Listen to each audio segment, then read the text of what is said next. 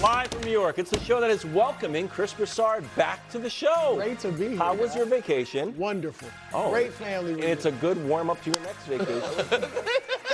That was really going to be good. This guy is unbelievable. Hey, when football's here, I'm here every day. Exactly Football, right. basketball. That's right. It's Gotta great take to my have you, vacations bro. when I can get Until then, You I'm in and learned it, out. bro. Go ahead. It's first things first. Today, why Brock Purdy says he's Brady-esque. Coach Mangini is here, and he weighs in. He usually does not like these Brady comparisons, but maybe he surprises us. Meanwhile, Cowboys make Dak an offer and no go from Dak's camp.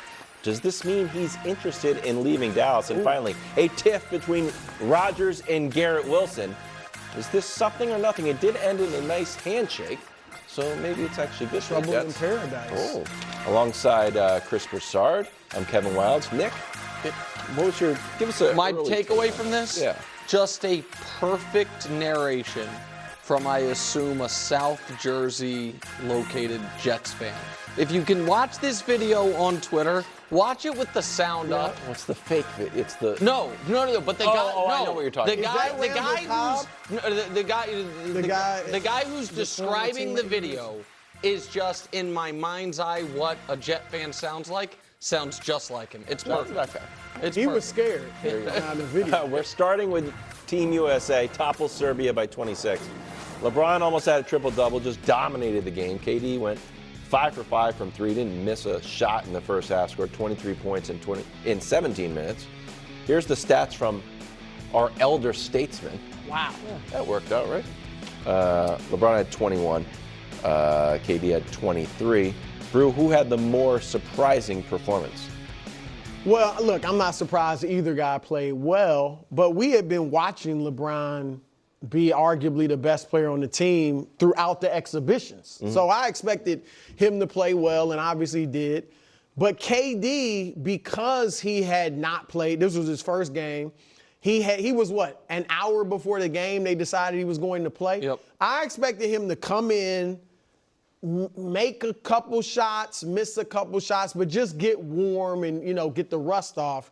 And he turned the game around. Yep. When he went in the game, they were down, 6 points, and he hits 2 threes, leads an 11-0 run, and obviously they took over from there.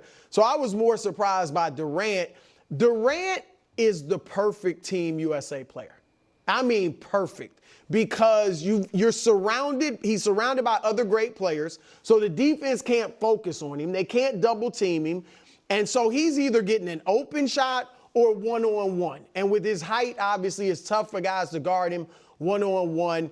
And look, it's kind of like Carmelo Anthony. Like, it's no coincidence Carmelo's the second leading scorer in Team USA, Durant's first, because you just get open looks. And if you can shoot jumpers, and Nick, you and I talk all the time about how Durant needs to shoot more threes. This three-point line is shorter. Exactly. So those are the long twos he's Right. usually taking, but now they're threes. So Durant was fantastic, and I was a little surprised that he was so good in his first game. So when I saw it, I thought of something you say all the time, which is, I don't know if your exact quote is malleable, but that Durant is the most malleable superstar in league history, that you can drop him into any team there is really, throughout history or current, and he would fit. And I thought this is perfect evidence of it, which is literally never played with these guys as a collection, comes in and makes them seem, for the first time all tournament, unbeatable. I have thought they're unbeatable, but they haven't looked unbeatable until this game. But neither is surprising. These two men, right now, Durant's first all-time in points, LeBron is first all-time in assists. At the end of this Olympics, LeBron and Kevin Durant will be first, second, or second first in points, rebounds, assists, shots made. And they are the two most prolific Olympians ever on the men's side of things. So neither is surprising. Both is frustrating, though, Wildes. And I don't mean to turn it something negative, but I will just for a moment. I can't watch Durant and LeBron do this and not get angry at their franchises. I can't. And The Suns you're mad at? The Suns and Lakers both, because all of us, myself included, in the commentary world, have maybe prematurely downgraded LeBron and Durant slightly as far as where they are in the NBA hierarchy. I buy this. You know what I mean? Like, okay, because look, LeBron's almost 40. He's in year 21, so he's not a top 5 guy anymore. He's, 11, 12. And Durant, is he better than Devin Booker? Is he not? I'm not sure. Man, when I watch these two guys, healthy, rested, under these circumstances, sure feels like these are the 2 best players on the team. And if you're the 2 best players on Team USA, yes, Giannis, Jokic, Luka are the 3 best guys. Take those 3 guys. But during this tournament, LeBron James has looked like the 4th best player in the world behind those guys. And Durant, in his very limited action, now looks like neck and neck with LeBron. And it just feels like they are still top 5-ish players even at their age. I'm going to push back a little, and they look great. But Kevin Durant has Devin Booker and, when he's healthy, Bradley Beal as teammates. I'm not going to feel sorry for him. LeBron does have Anthony Davis. Who's been awesome in this tournament. I'm not going to feel sorry for him. And you can talk about the role players and all, but they got some people on their squad. They got second stars. I think what helps, in particular LeBron, in this is that this is 6 games? And if you count the exhibition, it was 10 games. When you get older, like we saw Kobe, I know he took 50 shots or whatever, but he scored 60 in his last games. When you get older, you can still have great games. It's just, can you do it through 82 games?